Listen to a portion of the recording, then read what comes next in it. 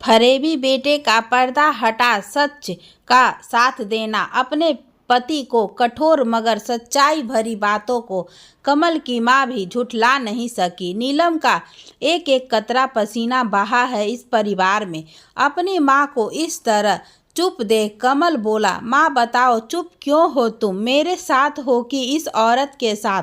तभी कमल की मां कमल के गाल पर थप्पड़ मारते हुए बोली, कमल क्या तब से औरत औरत लगा रखा है, नीलम नाम है उसका, कि यह भी भूल गए तुम्हारे बच्चों की माँ है वो। कमल तेजी से नीलम का हाथ खींचते हुए उसे कमरे में ले गया। आज माँ ने तुम्हारी वजह से मुझ पर हाथ उठाया, तुम अपनी औकात मत भूलो, मेरे टुकड़े पर पलती हो तुम। अगर मैं यह पैसा देना बंद कर दिया ना, तब समझोगी यह अकड़ सब निकल जाएगी। कमल को यह बोलते देख नीलम रोहित के कमरे में चली गई। रोहित ने अपने पापा की बात को सुन लिया था। अब कमल की बातों से नीलम के आंसू बह नहीं रहे थे। आज अपने आत्मसम्मान की चोट को उभारने का वक्त था। उसे इंसान के साथ उसका यहाँ रहना मुश्किल था। रोहित ने भी माँ से कुछ नहीं कहा।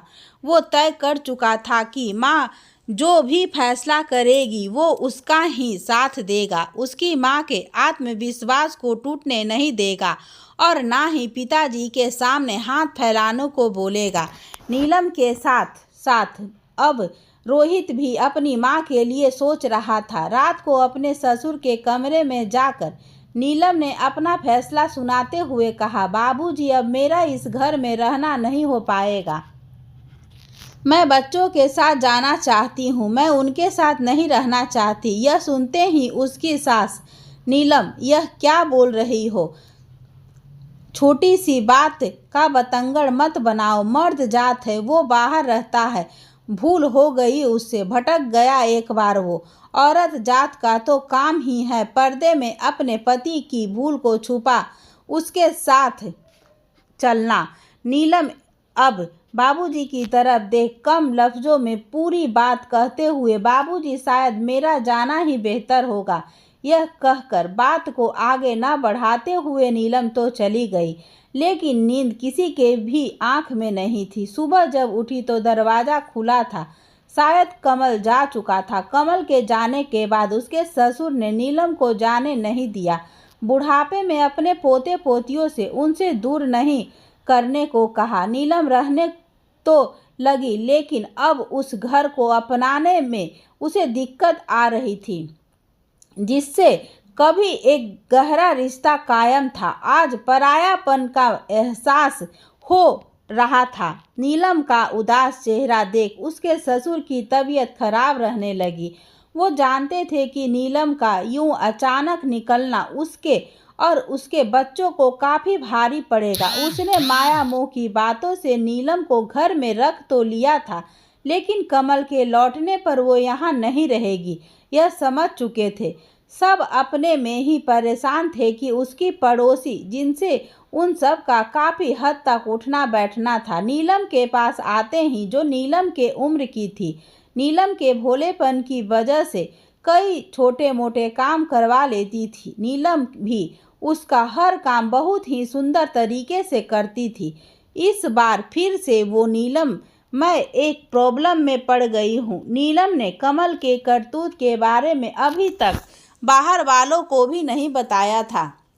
उसके सामने भी हिम्मत बांधे हुए बोली, अब किस प्रॉब्लम में फंस गई मेरी बहन। पड़ोसन बोली, मेरी बेटी का जन्मदिन है कल, तुम्हें तो पता है ही, इस बार तुम ही खाना बना दो प्लीज़, क्योंकि जो खाना बनाने आती है वो इस शहर में नहीं है और इतनी जल्दी कोई मिल नहीं रही है। तुम तो जानती हो कि मैं इतना कुछ नहीं बना सकती।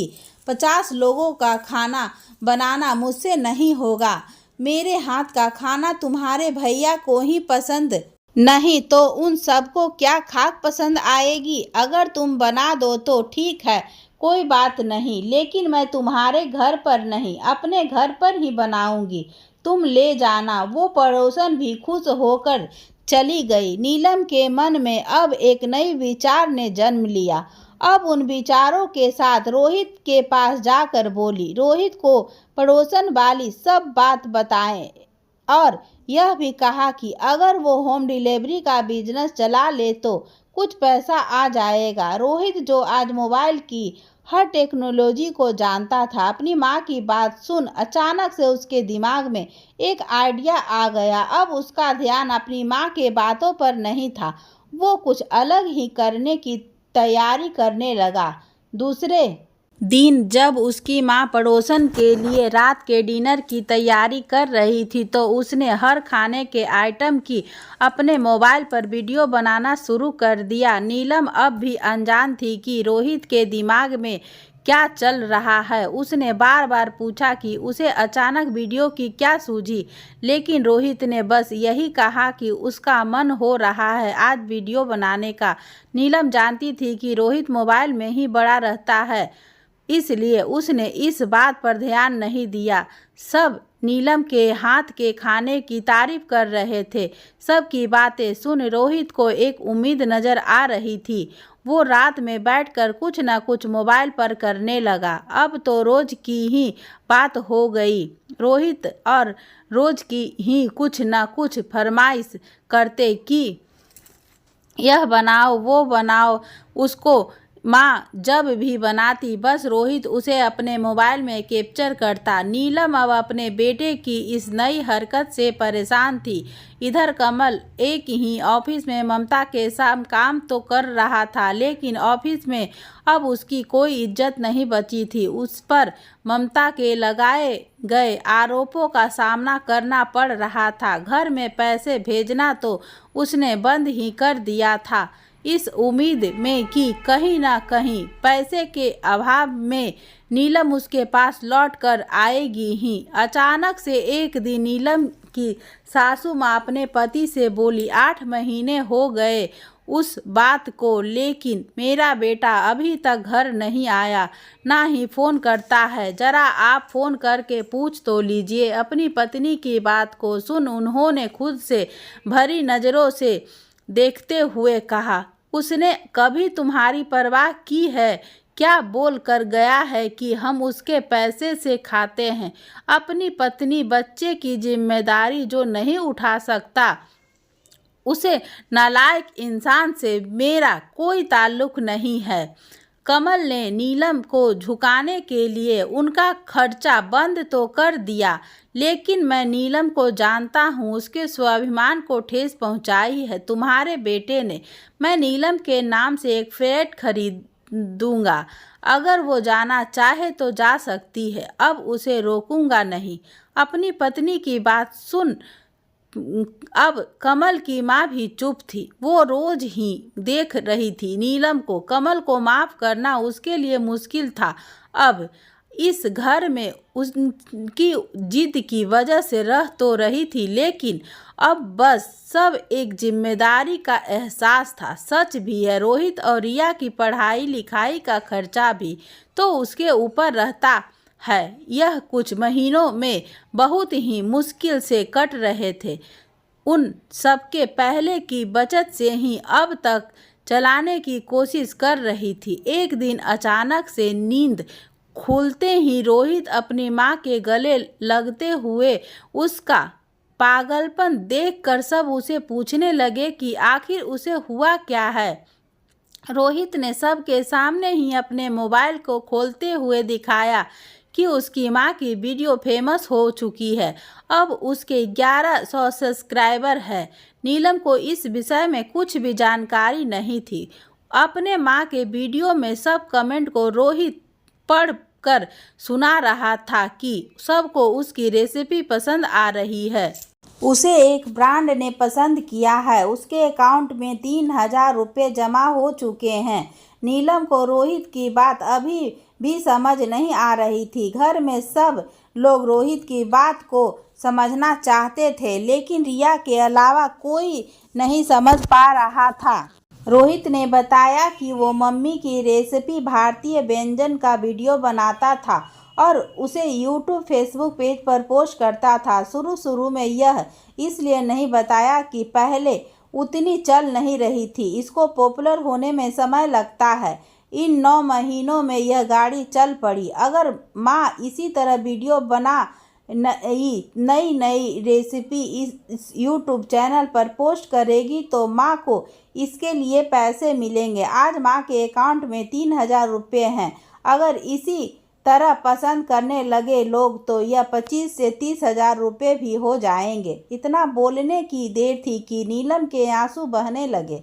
उसे उम्मीद नहीं थी कि वो भी कुछ काम कर सकती है, लेकिन रोहित ने उसके रास्तों में एक उम्मीद जगा दी थी। आज छोटी रकम ही सही, लेकिन यह उसकी खुद की थी। खुशी के आंसू बहते देखा रोहित ने उसे गले लगा लिया।